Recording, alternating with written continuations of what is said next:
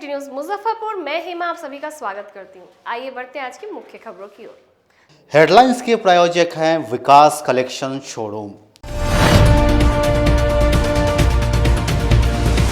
कुर्नी थाना क्षेत्र के तुर्की बाजार पेट्रोल पंप के समीप ट्रक की टक्कर से बाइक सवार होमगार्ड के जवान की हुई मौत। रामदयालु स्थित नव infotech private limited coaching centre में दानापुर की पुलिस ने छापेमारी कर 2 कर्मचारियों के साथ 500 कंप्यूटर को किया जब्त। और सकरा थाना क्षेत्र के मुरौल प्रखंड कार्यालय के समीप अपराधियों ने रेलवे कर्मचारी को मारी गोली। तो ये थी आज की मुख्य खबरें और अब खबरें विस्तार से। कुर्नी थाना क्षेत्र के कुर्नी बाजार स्थित अनियंत्रित ट्रक ने मोटरसाइकिल सवार होमगार्ड जवान को रौंदा, मौके पर हुई मौत। कुर्नी के तुर्की ओपी क्षेत्र के तुर्की बाजार स्थित पेट्रोल पंप के समीप शुक्रवार के अहले सुबह ट्रक की टक्कर से बाइक सवार होमगार्ड जख्मी हो गया, जिसकी पटना स्थित एक निजी अस्पताल में मौत हो गई। होमगार्ड की पहचान कुर्नी के चढ़ुआ गांव निवासी अजय शाही के रूप में हुई है। वे वर्तमान में उत्पाद विभाग में प्रतिनियुक्त थे। तुर्की ओपी प्रभारी रवि प्रकाश ने इसकी पुष्टि की है। बताया कि शव को पोस्टमार्टम कराकर शव परिजनों को सौंप दिया गया है। आगे की कानूनी प्रक्रिया की जा रही है। इधर सिकंदरपुर स्थित होमगार्ड कार्यालय परिसर में कमांडेंट गौतम कुमार, गृह रक्षक संघ के जिला अध्यक्ष मृत्युंजय सिंह, उपाध्यक्ष उस्मेद चौधरी व अन्य ने शस्त्र सलामी दी। साथ ही जिला कमांडेंट ने तत्काल दाह संस्कार के लिए कल्याण कोष से होमगार्ड अजय शाही के बड़े बेटे सुमन कुमार को 7,000 रुपए नगद दिया। जवान को श्रद्धांजलि भी दी गई। कमांडेंट गौतम कुमार ने कहा कि अजय उत्पाद विभाग में प्रतिनियुक्त थे। उनके परिजनों को 4 लाख का मुआवजा व एक आश्रित को अनुकंपा की नौकरी दी जाएगी। इसके लिए मुख्यालय प्रस्ताव अविलंब भेजा जाएगा। दूसरी ओर जिलाध्यक्ष मृत्युंजय कुमार ने गृह रक्षकों को रहने की सही सुविधा मुहैया कराई जाने की मांग किया है। सलामी के दौरान जिलाध्यक्ष के अलावा होमगार्ड के पदाधिकारी अशोक सिंह, मणिकांत पोद्दार, मोहम्मद मोनुद्दीन, गृह रक्षक संघ के कार्यालय सचिव मनोज चौधरी, संजय चौधरी, पवन सिंह, मोहम्मद जुबैर, सत्यनारायण राय, आदित्य कुमार, संजय कुमार, अशोक पांडे, जयनंदन कुमार व अन्य मौजूद रहे। अजय कुमार शाही हमारे गिरफ्तार जवान थे, उत्पाद कार्यालय में प्रतिनियुक्त थे।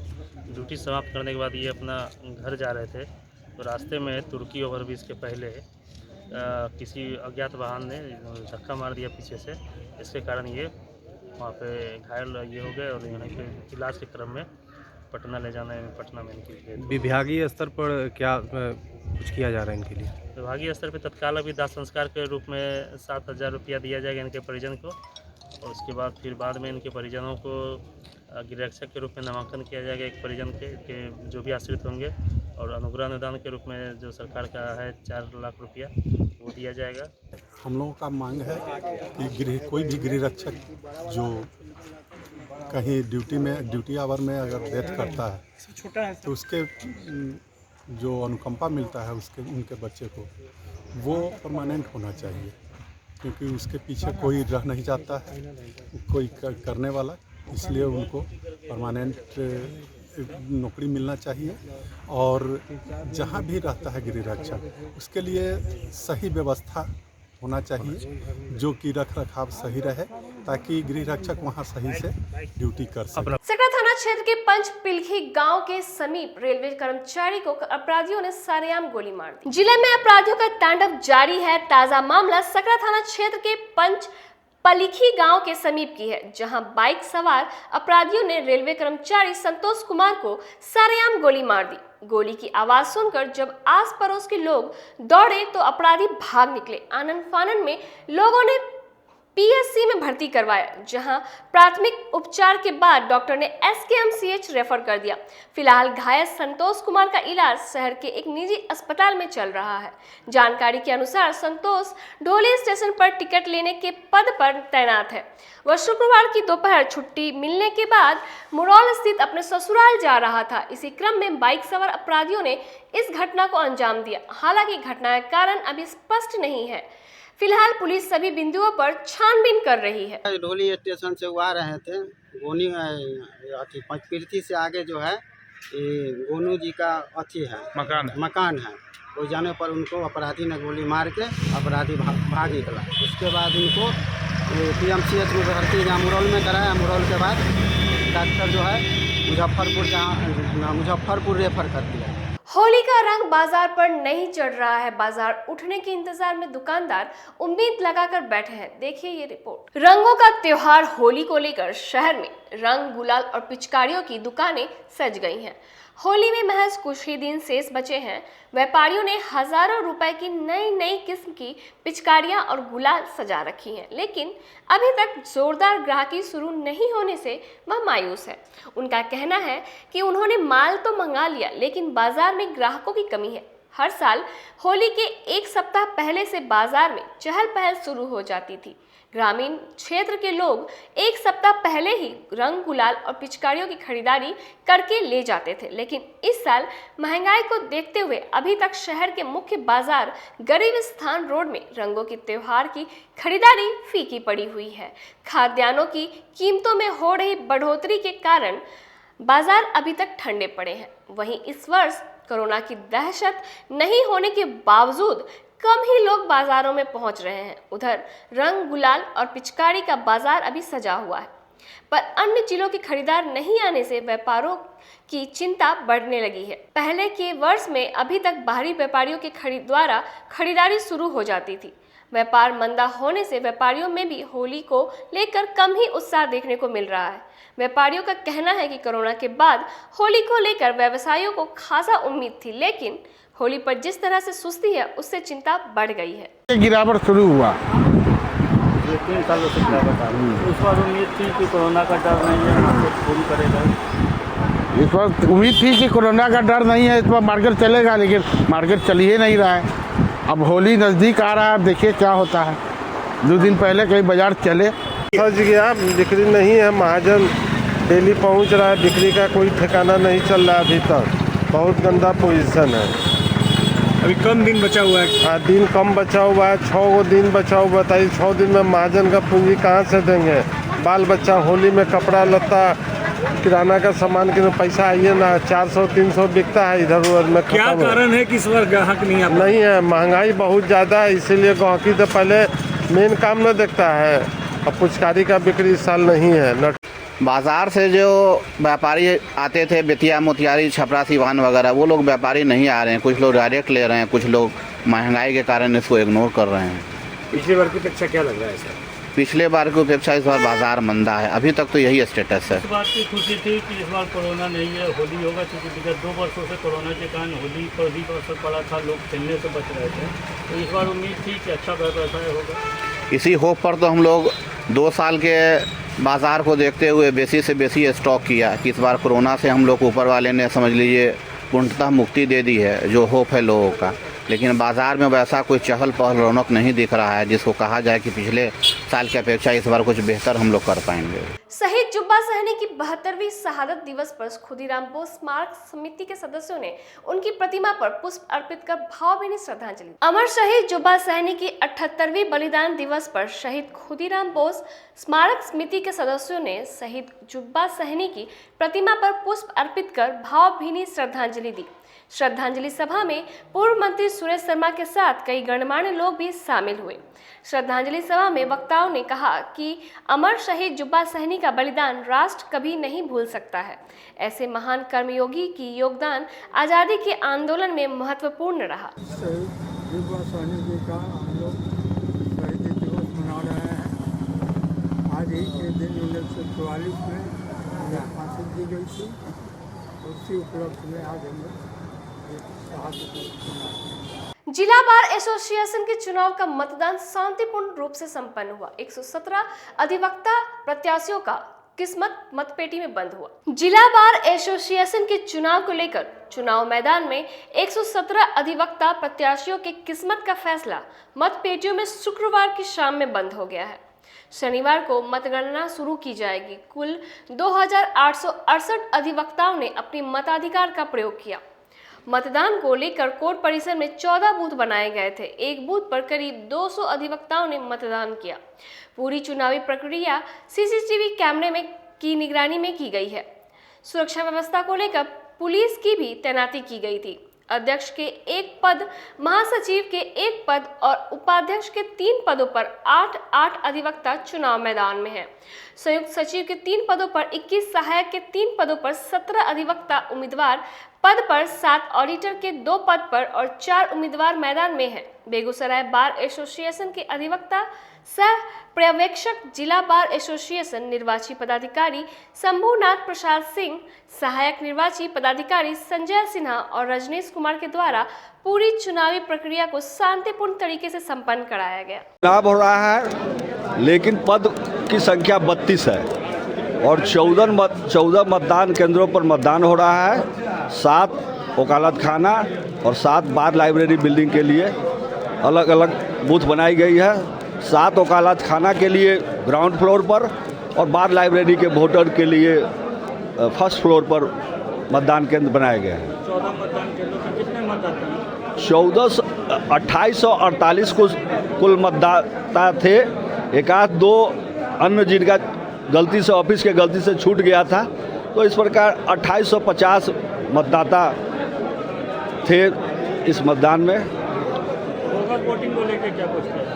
बोगस वोटिंग का कोई लिखित शिकायत नहीं आया है। एक आध वर्बल शिकायत आया है। अगर वो लोग लिखित शिकायत करेंगे तो टेंडर किया जाएगा। उनको उम्मीदवार कुल 117 है, 11 पद। जी जी, लगभग शांतिपूर्ण हुआ। नाजिरपुर से गायत्री महायज्ञ को लेकर कलश यात्रा निकाली गई। नाजिरपुर में शुक्रवार को 24 कुंडीय देव परिवार गायत्री महायज्ञ की शुरुआत कलश यात्रा के साथ हुआ, जिसमें श्रद्धालुओं ने सिर पर कलश धारण करके जियालाल चौक से नाजिरपुर अखाड़ा घाट, भूतनाथ मंदिर होते हुए 0 माइल हनुमान मंदिर होते हुए यज्ञ स्थल पर पहुंचे, जहां शांति कुंज से आए टोली नायक ने मंगल गीत गाते हुए कलश लिए हुए श्रद्धालुओं का स्वागत एवं आरती किए। वहीं आयोजकों ने बताया कि 4 दिवसीय महायज्ञ की शुरुआत आज से हो गई है, जिसमें विभिन्न संस्कार एवं गायत्री महायज्ञ किया जाएगा। संध्या से प्रवचन के माध्यम से समाज निर्माण पर प्रकाश डाला जाएगा। 11 मार्च 2022 से 14 मार्च 2022 तक यज्ञ का आयोजन किया गया है। इसमें सभी शहरवासियों से को सादर आमंत्रित किया जाता है कि वो इस यज्ञ में आए और यज्ञ में हवन में भाग ले और पुण्य के भागी बने। उन लोगों से सादर आमंत्रित किया जाता है कि ये यज्ञ आपका है और आपके शहर का है, और इस यज्ञ में सपरिवार अपने बच्चे बहनों के साथ सब लोग यहाँ पधारे और यज्ञ में भाग लेकर पुण्य के भागी बने। मुजफ्फरपुर पटना रोड में अमर ज्योति ऑटोमोबाइल द्वारा अशोक लेलैंड शोरूम का भव्य शुभारंभ किया गया। उत्तर बिहार का पहला अशोक लेलैंड शोरूम का विधिवत उद्घाटन अशोक लेलैंड के सीएमडी संजय कुमार ने फीता काट कर किया। अमर ज्योति ऑटोमोबाइल द्वारा यह शोरूम खोला गया है। इस मौके पर शोरूम के ऑनर अमरनाथ पांडे, नगर विधायक विजेंद्र चौधरी, उदय शंकर प्रसाद सिंह समेत कई गणमान्य लोग मौजूद रहे। अमरनाथ पांडे ने कहा कि ग्राहकों को सर्विस देना हमारी पहली प्राथमिकता है। अशोक लेलैंड के साथ जुड़ के एक अच्छे ब्रांड के साथ जुड़ने का एक अलग मज़ा है। प्रोडक्ट अच्छी है और हम सर्विस बेहतर से बेहतर देने की कोशिश करेंगे, क्योंकि कमर्शियल व्हीकल में अगर जितनी जल्दी सर्विस देंगे, गाड़ी नहीं रुकेगी तो उनकी कमाई चलती रहेगी। यही बस में है, यही ट्रक में है। तो हम लोग सर्विस पे सबसे ज़्यादा फोकस करेंगे, ग्राहकों को तकलीफ ना हो, पार्ट्स के मैनेजमेंट में कोई दिक्कत ना हो। वही कंपनी के सीएमडी ने कहा कि अशोक लेलैंड कंपनी के लिए बहुत बड़ा दिन है। लेलैंड के लिए बहुत ही महत्वपूर्ण दिन है। आज हमारे नए डीलरशिप अमर ज्योति ऑटोमोबाइल का उद्घाटन हुआ है। यहाँ पे अशोक लेलैंड हिंदुस्तान की leading commercial vehicle manufacturing company है। हम 70 साल से ट्रक और बसेस बेच रहे हैं। आज बिहार में अमर ज्योति ऑटोमोबाइल के इस उद्घाटन के साथ हमारा और अमर पांडे जी का एक नया संबंध बना है। हमें उम्मीद है कि ये संबंध अशोक लेलैंड को भी आगे लेके जाएगा और अमर ज्योति ऑटोमोबाइल को भी आगे लेके जाएगा, और हमें ऐसा ये दिस ऑल्सो आई फील कि जो आज कस्टमर को सर्विस चाहिए वो हमारी नई डीलरशिप प्रोवाइड करा पाएगी। और आने वाले टाइम में आप देखेंगे ये हमारा 13वां टच पॉइंट है। आने वाले टाइम में हम और भी सर्विस आउटलेट खोलेंगे। इसी के साथ वक्त हो चला एक छोटे से ब्रेक का। ब्रेक के बाद हम फौरन हाजिर होते हैं, तब तक के लिए बने रहिए हमारे साथ।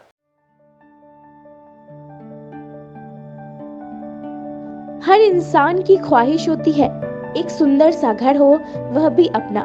इन सपनों को पूरा करने के लिए मुजफ्फरपुर में आ गया है Devanshi builder and developers OPC private limited. यह कंपनी आपको ऐसा टाउनशिप प्रोवाइड कर रही है जो कि सारी सुविधाओं से सुसज्जित होंगी। Gated society, park, worship place, covered drainage, electricity और ब्लैक कारपेट रोड की सुविधा भी दी जा रही है।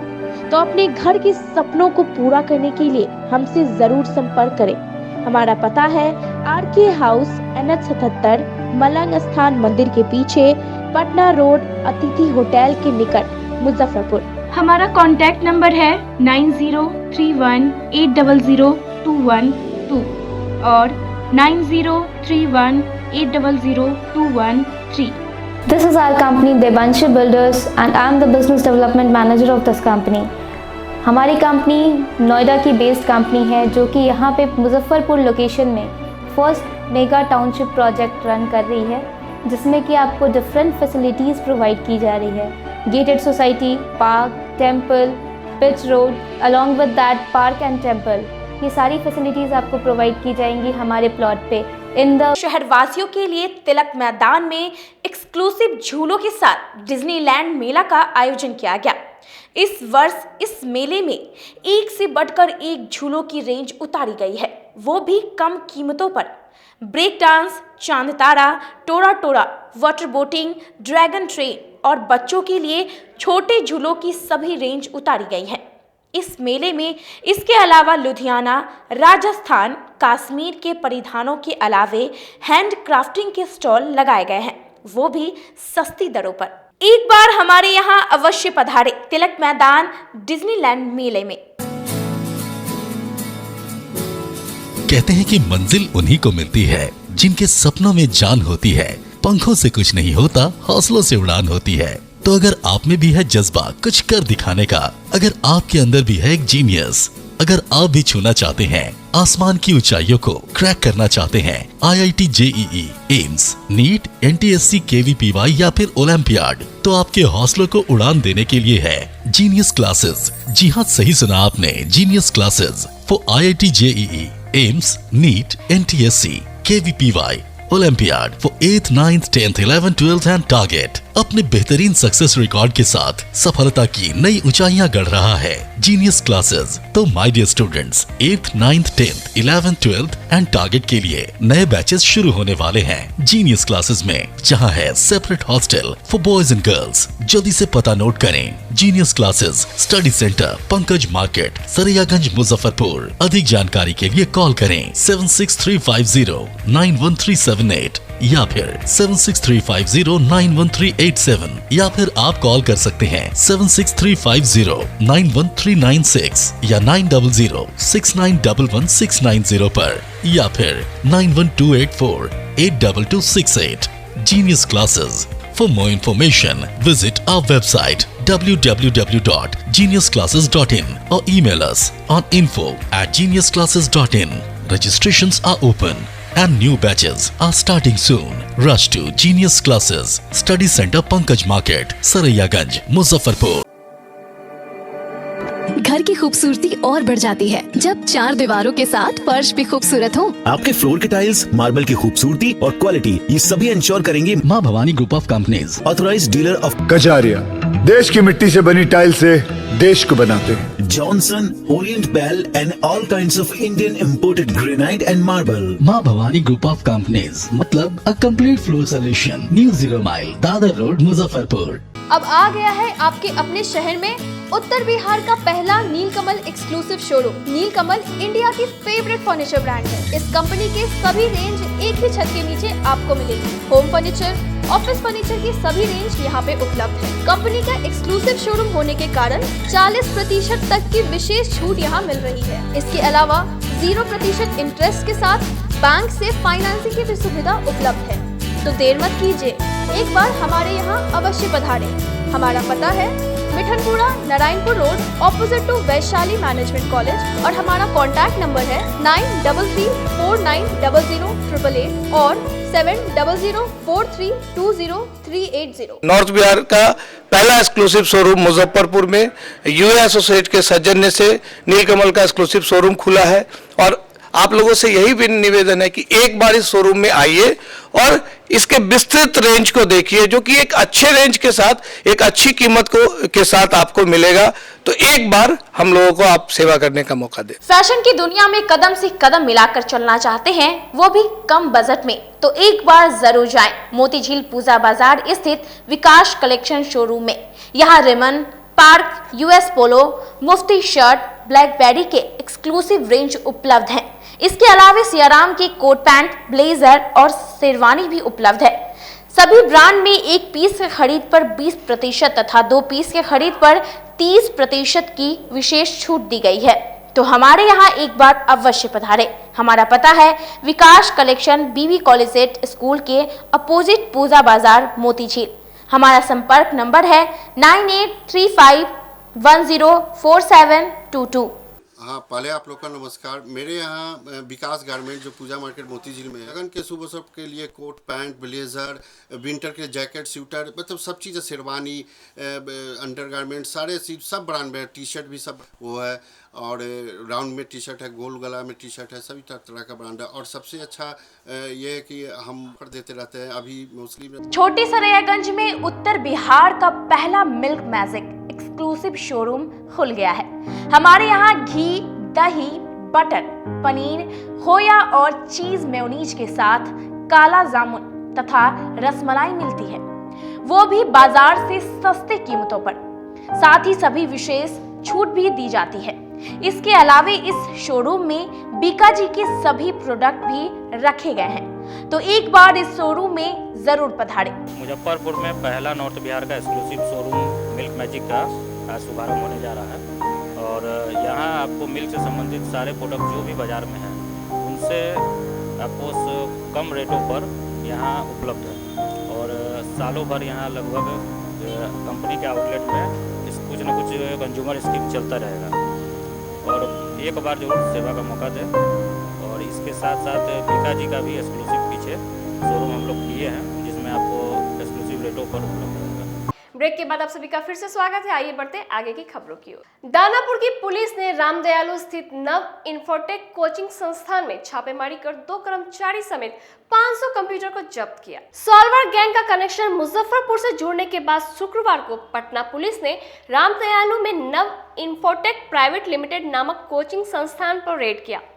दानापुर पुलिस ने सदर थाने के साथ संयुक्त रूप से कार्रवाई की। पूरे संस्थान की तलाशी ली गई। मौके पर संस्थान से जुड़े 2 कर्मी मौजूद थे, उनसे पूछताछ करने के लिए डिटेन कर लिया गया है। संस्थान में 500 से अधिक कंप्यूटर है, जिसे पटना पुलिस द्वारा जब्त किया जा रहा है। दानापुर थाना के सब इंस्पेक्टर धीरेन्द्र यादव ने बताया कि 4 दिन पूर्व पटना में इस गैंग के खिलाफ बड़ी कार्रवाई हुई थी। इस संस्थान के संचालक अश्विनी सौरभ समेत 4 को गिरफ्तार किया गया था। ये लोग फर्जी तरीके से परीक्षार्थियों से रुपए लेकर प्रतियोगी परीक्षा में पास करवाते हैं। पूछताछ में पता लगा कि मुजफ्फरपुर के रामदयालु में भी अश्विनी सौरभ का संस्थान है, इसलिए यहाँ पे भी टीम रेड करने आई है। कर्मियों से पूछताछ की जा रही है। सभी कंप्यूटर को जब्त किए जाएंगे। इसे FSL जांच के लिए भेजा जाएगा। 4-5 दिन पहले की बात है। बड़े पदाधिकारी को सूचना मिला था। उस सूचना के आधार पर हम लोग कार्रवाई किए थे। इसमें 4 व्यक्तियों की गिरफ्तारी हुई थी। उसी गिरफ्तारी के क्रम में इस नव इंफोटेक संचालक जो मालिक हैं उनकी भी गिरफ्तारी है और उन्हीं के कन्फेशनल स्टेटमेंट के आधार पर ये कार्रवाई हो रही है। उनके द्वारा बताया गया कि हम लोग बच्चे लोग को जो एग्जामिनी होते हैं उनको किस तरह से मतलब ठगने का काम करते हैं। उसी के क्रम में ये कार्रवाई हो रही है। ये सब यहाँ पे जो भी कंप्यूटर वगैरह है हम लोग सीज करके इसको हम लोग अपने साथ पटना ले जाएंगे और वहाँ पे इसका FSL जांच करवाने की बात है। सर ये कैसे फर्जीवाड़ा करते थे, पूछताछ में क्या कुछ बताया? ये लोग बच्चे लोग से पैसा वैसा लेकर फर्जी तरीके से वो लोग पास कराने का काम करते थे। वहीं पुलिस जांच व पूछताछ में पता लगा कि 50,000 रुपए से 1 लाख तक में यह गैंग परीक्षार्थियों से डील करता है। संस्थान के बाहर जैमर लगा होता है। इसके लिए लोग जैमर फ्री हार्ड डिस्क का इस्तेमाल करते हैं। इसे सेंटर के सर्वर से इंसर्ट कर देते हैं। IP एड्रेस को हैक कर अपने कमरे में बैठकर दूसरे अभ्यर्थी परीक्षा देता है। असल परीक्षार्थी सिर्फ सेंटर में बैठा रहता है, बाकी काम बाहर से होता है। सेंटर चालकों के साथ इस गैंग में सैकड़ों शातिर हैं। उन सभी का पता किया जा रहा है। जानकारी के अनुसार नव इन्फोटेक प्राइवेट लिमिटेड से जिन्होंने भी परीक्षा दी और पास हुए उन सभी की कुंडली पटना पुलिस खंगाल रही है, क्योंकि ये धंधा कई महीनों से चल रहा था। बता दें कि अधिकांश रविवार को रेलवे, SSC, शिक्षक पात्रता, बैंकिंग समेत अन्य परीक्षाएं होती है। इसमें से कुछ तो मेरिट से पास होते हैं, जबकि कई फर्जी तरीके से इस गैंग की मदद से परीक्षा पास करते हैं। रामदयालु स्थित संस्थान में दोनों कर्मियों से कई बिंदुओं पर पटना पुलिस पूछताछ कर रही है। अगर उन्हें संदेह हुआ कि प्रत्यक्ष या अप्रत्यक्ष रूप से इनकी संलिप्तता इस धंधे में है तो इन्हें भी हिरासत में लिया जाएगा। फिलहाल सभी कंप्यूटरों को एकत्रित कर पटना के जाने की कवायद की जा रही है। पटना पुलिस के अधिकारी विशेष जानकारी देने से बच रहे हैं। उनका कहना है कि कार्रवाई पूरी होने के बाद विस्तृत जानकारी दी जाएगी। नहीं, ये दानापुर में एक केस हुआ है और ये हमारे यहाँ नव इन्फोटेक करके ऑनलाइन परीक्षा केंद्र है और ये सूचना ये है कि परीक्षा केंद्र में जो है कहीं न कहीं फर्जीवाड़ा करके गलत लोगों को सहयोग किया गया है। वहाँ की टीम आई हुई है और फर्दर कार्रवाई कर रही है। यूपी में बीजेपी के प्रचंड बहुमत से जीत दर्ज करने के बाद चाय दुकानदार रवि पटेल ने घूम घूम कर सभी ग्राहकों को मुफ्त में चाय पिलाई। यूपी चुनाव में बीजेपी ने योगी आदित्यनाथ के नेतृत्व में जबरदस्त जीत दर्ज की है, जिसके बाद से देश भर में बीजेपी कार्यकर्ता जश्न मना रहे हैं। वहीं जिले में भी जश्न का एक अनोखा तरीका देखने को मिला, जहां चाय दुकानदार रवि पटेल ने आज सुबह से ही सभी ग्राहकों को मुफ्त में चाय पिलाई। उन्होंने कहा कि यूपी में योगी आदित्यनाथ की जीत से यह साबित होता है कि वहां की जनता उन्हें कितना पसंद करती है और विरोधी पक्ष के मुंह पर भी एक कड़ा तमाचा लगा है, जिन्होंने चुनाव के दौरान तरह तरह की बातें कही थी। जीते इस खुशी में चाय फ्री पिला रहे हैं। फ्री पिला रहे हैं? हाँ। कब तक पिलाइएगा? बस आज भर 2-2:30 बजे तक। हाँ। काफी खुशी है। हाँ, काफी खुशी है आप? हाँ, खुशी है, तब से पिला रहे हैं। LS कॉलेज मैदान में बिहार राज्य विद्यालय एथलेटिक्स प्रतियोगिता का शुभारंभ किया गया। कला संस्कृति एवं युवा विभाग एवं जिला प्रशासन के संयुक्त तत्वाधान में शुक्रवार को लंगट सिंह कॉलेज के मैदान में बिहार राज्य विद्यालय एथलेटिक्स प्रतियोगिता का आयोजन किया गया। एथलेटिक्स प्रतियोगिता का उद्घाटन अपर समाहर्ता राजेश कुमार एवं LS कॉलेज प्राचार्य डॉक्टर OP राय के द्वारा झंडोत्तोलन कर किया गया। विशिष्ट अतिथि के रूप में वरीय उप समाहर्ता सारंग पाणी पांडे एवं जिला कला सांस्कृतिक पदाधिकारी विवेक कुमार उपस्थित रहे। इस प्रतियोगिता में कुल 37 जिलों की टीमों ने भाग लिया, जिसमें कुल 1052 खिलाड़ियों ने पंजीयन करवाया है। प्रतियोगिता में कुल 3 इवेंट कराए गए, जिसमें 1500 मीटर, 100 मीटर और 600 मीटर की दौड़ थी। वहीं आयु वर्ग अंडर 17 में 1500 मीटर रेस की प्रतियोगिता कराई गई, जिसमें प्रथम स्थान पर कैमूर के दीपक कुमार रहे, दूसरे स्थान पर पूर्वी चंपारण के सुनील कुशवाहा रहे, तीसरे स्थान पर भागलपुर के रमन कुमार रहे। जिला खेल पदाधिकारी जय नारायण प्रसाद ने बताया कि यह प्रतियोगिता आज से आरंभ होकर 14 मार्च तक चलेगी। यह खिलाड़ियों के लिए एक अच्छा अवसर है, जो पिछले 2 वर्षों से कोरोना के कारण खेल प्रतियोगिता प्रभावित था। एथलेटिक्स के क्षेत्र में खिलाड़ियों को आगे बढ़ने के लिए बेहतर प्लेटफॉर्म है।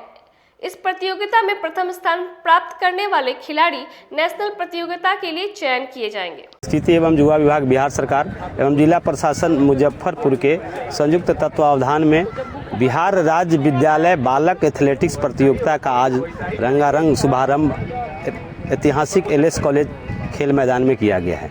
यह प्रतियोगिता आज से प्रारंभ होकर 14 मार्च तक चलेगी।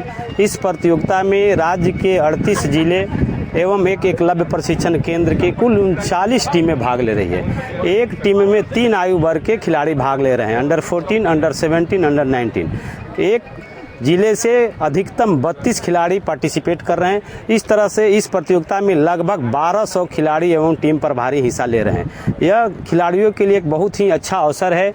जो पिछले लगभग 2 वर्षों से कोरोना काल में जो हमारा खेल प्रभावित था, यह एथलेटिक्स के क्षेत्र में खिलाड़ियों को आगे प्रैक्टिस जारी रहने के लिए और बेहतर परिणाम करने के लिए एक अहम स्पर्धा साबित होगी।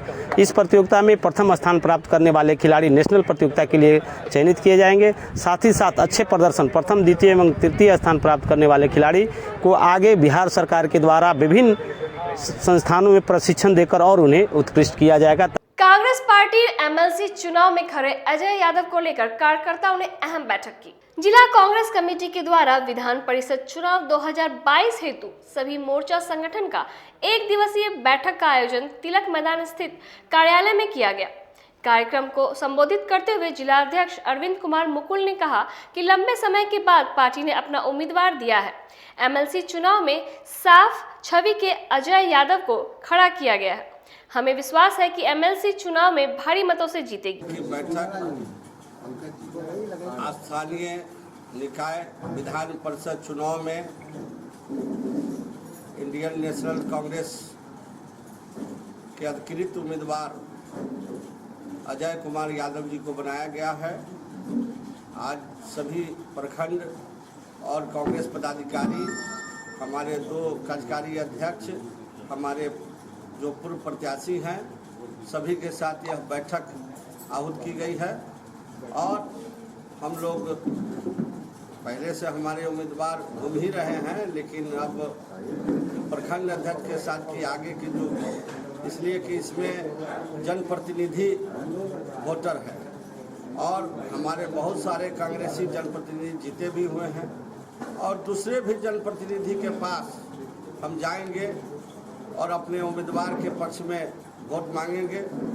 बहुत दिनों के बाद कांग्रेस पार्टी स्थानीय निकाय विधान परिषद की चुनाव लड़ रही है। आशा ही नहीं, पूर्ण विश्वास है कि हमारे जो उम्मीदवार हैं वह काफ़ी कर्मठ, जुझारू, पढ़े लिखे और मुजफ्फरपुर में ही इनका मोतीपुर प्रखंड में घर है, बैरिया गोलंबर पर इनका आवास है। समर्थन पूरा जनप्रतिनिधि का पूर्ण रूप में सबसे जरूरी है लोकल हैं और यंग है, युवा हैं। सभी जाति, सभी धर्म के जनप्रतिनिधियों का इनको समर्थन मिलेगा और जनता के आवाज में, जनता के बदलाव में, जनता के सोच में क्या लग रहा है? परिवर्तन की लहर है, परिवर्तन होके रहेगी। उम्मीद जता रहे हैं। जनता सोच रही है, हम तो उम्मीद जता के ही आए हैं, लेकिन जनता सोच रही है कि परिवर्तन होना चाहिए।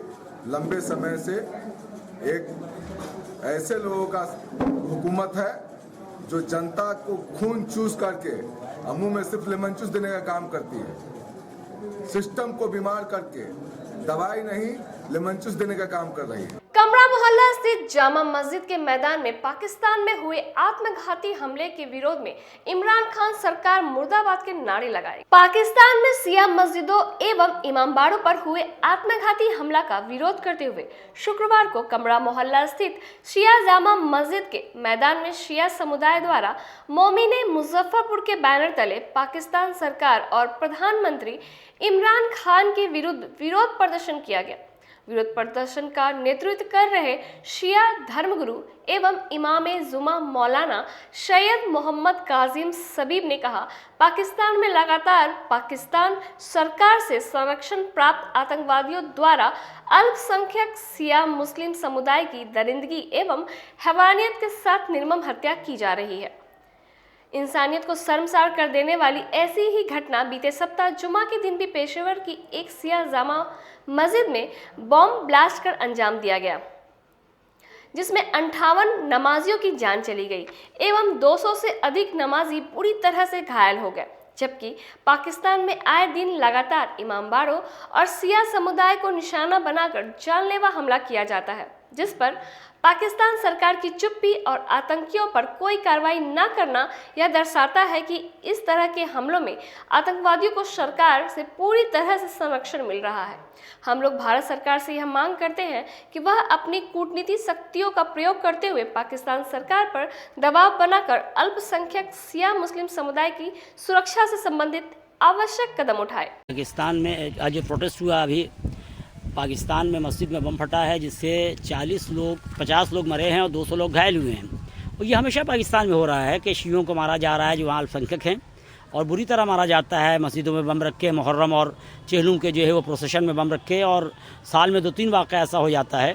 सारी दुनिया खामोश रहती है, ये बहुत अफसोस है। जब भी शिया मारे जाते हैं, जैसे बहरीन में जो कुछ हो रहा है, जो यमन में हो रहा है, सारी दुनिया खामोश है। हत्ता कि हिंदुस्तान का मेरे पास एक संपादकीय था, वो जब हमारा 21 जुलाई को घर लूटा, जब बदमाशों ने अटैक किया था, वो गायब हो गया होगा शायद, उसमें भी ये मौजूद था, जो अभी है होगा या कहीं लुट गया होगा, कि जब भी शिया मारे जाते हैं दुनिया क्यों खामोश हो जाती है, क्या वजह है, कोई नहीं बोलता है। आप बताइए, हिंदुस्तान जो हर मसले में हमारा बोलता है, हम इस मुल्क पे रहते हैं, यहाँ की मिट्टी पे पैदा हुए, यहीं मरेंगे, इस मुल्क की इज्जत के लिए काम करते हैं। 2 हफ्ता हो गया लोगों को मरे हुए वहाँ पे बुरी तरह बेदर्दी से। आज तक हिंदुस्तान क्यों नहीं बोला, क्यों नहीं कौन? हम अपने मुल्क से कहेंगे, अपनी इज्जत का ख्याल रखते हुए, हम जिसकी वजह से मेरी इज्जत है कि हम जुल्म के खिलाफ रहे हैं, हमारा मुल्क रहा है, पाकिस्तान के इस जुल्म के खिलाफ हम बोलें और दुनिया वालों को बताएं कि हम जुल्म के खिलाफ हैं, और पाकिस्तान पर दबाव डालें कि वो आतंकवादियों को संरक्षण देना बंद करे। जो आतंकवादी उसके हिंदुस्तान में भी आके ये काम करते हैं, जो खुद पाकिस्तान में ये काम कर रहे हैं, और जहाँ जहाँ गलत कत्ल हो रहा है, जिसके ज़रिए से भी, चाहे मुल्क में हो या मुल्क के बाहर कहीं भी हो, हम लोग उसे कॉन्डेम करें। इस वक्त जो कुछ हुआ है, दुनिया पूरी खामोश है। वजह क्या है? क्या इसलिए खामोश है कि सब अमेरिका के अंडर में हो रहा है? अमेरिका यही चाहता है। आमगोला ओरिएंट क्लब मैदान में नए झूलों के साथ डिज्नीलैंड मेला का हुआ शुभारंभ। आमगोला ओरिएंट क्लब मैदान में डिज्नीलैंड मेला का विधिवत शुभारंभ किया गया। इस वर्ष डिज्नीलैंड मेला में एक से बढ़कर एक झूलों का रेंज उतारा गया है। आयोजक ने बताया कि होली को देखते हुए इस वर्ष भी डिज्नीलैंड मेला लगाया गया है। शुभारंभ किया गया है। यहाँ पर बच्चों के खेलने के लिए तरह तरह की झूला लगी हुई है। बड़े बड़े रिंग नुमा एक झूला लगा हुआ है, और यहाँ पर टॉय ट्रेन है बच्चों के खेलने के लिए। तरह तरह के हस्तकरघा जो हस्तशिल्पकला का प्रदर्शनी लगा हुआ है, और भी बहुत सारे कपड़े, वुलन कपड़े वगैरह का भी प्रदर्शनी है। और चूँकि विगत 2 वर्षों से कोरोना काल होने के कारण ये मेला रुक गया था। 2.5 वर्षों के बाद ओरिएंट क्लब आमगोला मुजफ्फरपुर में डिज्नीलैंड मेले का आयोजन किया गया है। इस उपलक्ष्य में मुजफ्फरपुर नगर निगम मुजफ्फरपुर के महापौर महोदय इंजीनियर राकेश कुमार साहब के कमल द्वारा उद्घाटन समारोह संपन्न हुआ है। और यहाँ जितने भी सज्जनता से ओतप्रोत मीडिया से जुड़े सज्जन लोग सभी की उपस्थिति हुई है, इसके लिए मैं सभी बंधुओं को हृदय से धन्यवाद देना चाहता हूँ। इसलिए कि कोरोना काल से जो लोग बचे हैं उनको एक नई जिंदगी मिली। आज की खबरों में बस इतना ही। दीजिए इजाजत, नमस्कार।